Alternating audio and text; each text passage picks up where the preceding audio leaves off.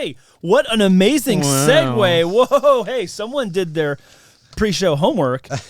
How to negotiate a real estate deal and actually get what you want from the Wall Street Journal. Interesting. Oh, gosh. There's a lot of opinions on this because not every deal is the same. And, you know, some people would like to fall in love with their negotiation tactic that may just not work on a seller that given day or that particular situation. There are a couple interesting things in here, a couple of things I've never heard, which I'll mention when we get to it. But, you know, what's some of the key takeaways you guys have when it comes to negotiating for buyers?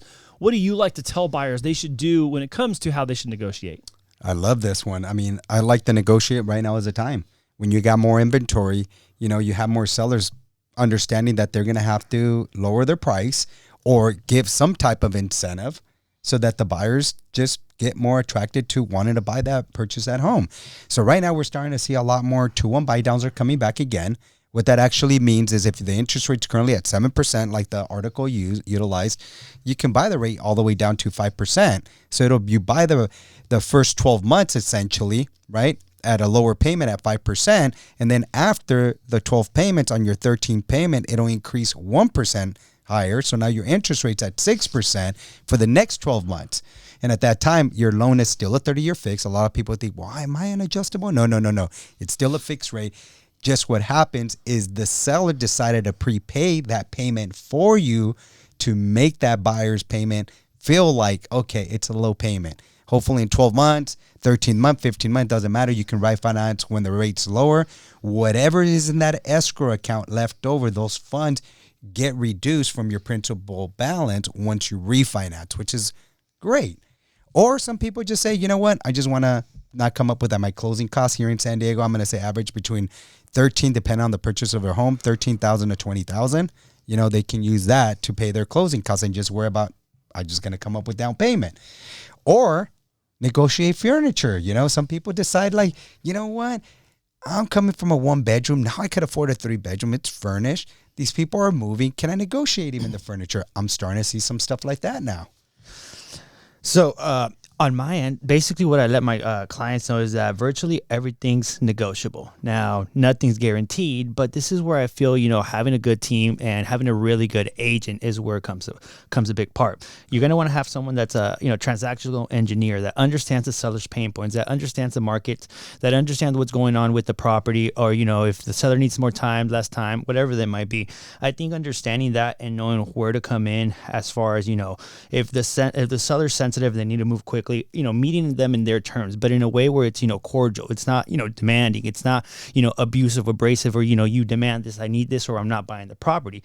Here in San Diego, there's a lot of people that want to buy the same property. So you have to almost understand and, you know, become a chameleon and be able to understand what the transaction needs, because every transaction is different. You might get credits on one transaction, but you might not get credits on the other transaction. So don't be afraid to ask for as much as you want, but in a way that is not going to sound demanding, because the worst thing that could do is say no, or the worst thing they could do is say, hey, I'm going to give you half of what you asked, or hey, you got everything. But if you don't ask for the things that you want in detail, you're not going to get anything. Exactly. Yeah, you got to communicate that. I mean, I love how the article started off with negotiating at $14.9 million. Come in. How many buyers do we have in that price range in Miami, Florida, right? Listed at $14.99 million, and the initial lowball offer was $13.25. Wow, that's amazing. Yeah, and the seller's like, well, wait a minute. I see a comparable at $14.9 million, right. You know, but that's where the negotiation starts. The art of negotiation, you know? Yes. So, meeting of the minds. Right. That's where our president's doing right now, is just using the art of negotiation. Or negotiated force. Yeah. Is that the better description? Yeah. So I wanted to make reference only because I find it entertaining and a little bit unusual, because it is unusual. This guy that was listing a house in Colorado Springs for $1,075,000 back in 2001 was faced with a term he had never seen before. The buyer's request was asking to have an extended closing date to install a motion-activated bear cam on the property to see if bears were present. And the seller says, I hated agreeing to it, but in the end, we sold a very luxurious home in a slow luxury market, so it was worth it. So it goes on to say here that they'd actually only seen one bear in over a decade there, but the risk of the deal falling through is why he agreed to it. Yeah. So the reason why I know it's humorous to me. I'm totally entertained by this, but the reason I brought it up is because that seems like so like off. It seems like so off the range of normal that someone would. But to the buyer, guess what? It matters, right? Yeah. It's like we talk all the time. The cliche, the values in the eye of the beholder. Well, okay, who sets the price? The buyer. The buyer sets the price. Okay, well, who sets the terms? No, kind of both the buyer and seller. The seller could say no, but then their house is going to sit on the market still. Or the seller could say yes, give them some time to make sure and just prove, I know there's no bears. The bears aren't going to show up. There haven't been a bear in 10 years. What's another week or two going to hurt me? Yeah. You know, and then the buyer gets peace of mind. Boom, $1 million deal closed. Yeah. I think I just correct. It was 2001. It's 2021. I'm sorry. I didn't mean 2001. 2021, my guy. My guy. You got excited. I was. All of us. I was like, I can't wait to talk about this today. That. Okay, cool. Well, you guys, yeah. And so, yeah, on this 14.9 million, that was also pretty crazy. Why? Where the guy comes out at 13.25, like, hey, you know what? Do I really need to buy it? Well, let me put in. That's kind of the buyer, the way, you know, that's a tactic that they play. You're mentioning earlier right now that you have to have the right your realtor representing you, right? So key. So most people, they're like, no, just the sellers are just not going to go with it. Yeah.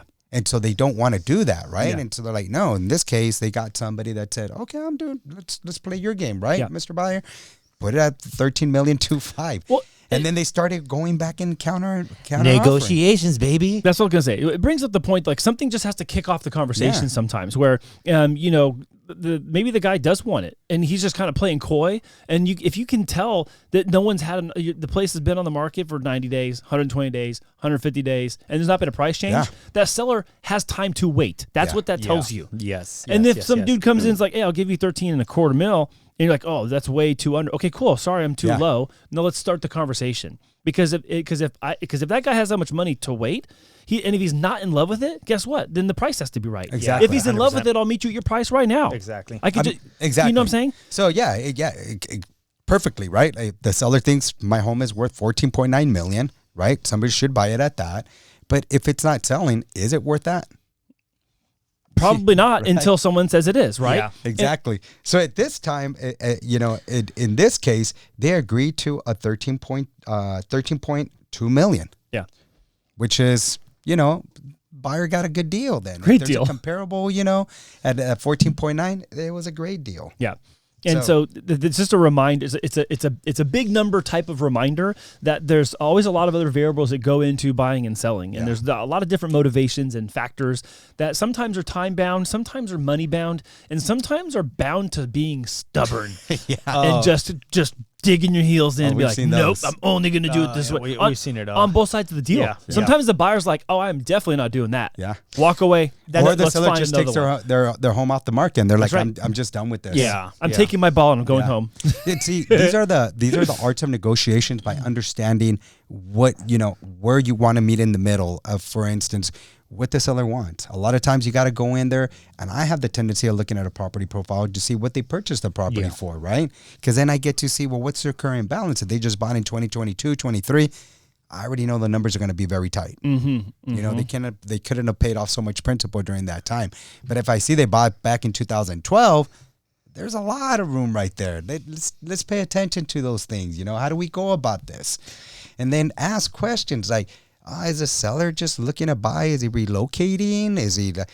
You got to start seeing where the bloody neck comes from, right? Like, where is it bleeding? How is it going? And that's where the art starts coming out. Triage a crash victim. Is that what you're saying? Exactly. You got to show up at the intersection and kind of take a look around what's going on over here. And it's not, for me, it's not that you're taking advantage. You're taking advantage of negotiating the best deal you can for yourself. Well, you're talking about leveraging your knowledge, your access correct. to information in order to come up with a potential scenario that they're probably facing, and you can get a little bit quicker, to it a little quicker. Yeah, I just feel like if you're negotiating to get into a house right now, the more information that you have, it's going to help you make a better informed decision. And then therefore understanding the facts of the property, the time on the market, the seller pain point, that's all leverage for you to utilize for when the negotiations come, So make sure that you have all that information and you're going to be able to, be in good terms and negotiate a deal for yourself. The realtor negotiate that. And you ask the right questions to your realtor. And those are some of the things that you ask, like, when did this seller buy their home? What did they buy it for?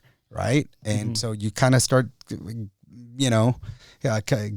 in the gaps right there. Yeah, okay. Is he moving? What's the interest, in selling?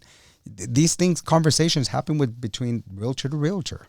So do you guys have just shooting from the hip, do you guys have an example of an amazing negotiation recently where you're like, oh man, this seller really got a great deal, or this buyer really got what they needed? Oh yeah, no. For instance, this is going to be a low one, but we had a previous client that we're representing bought this townhome for $455,000. Okay.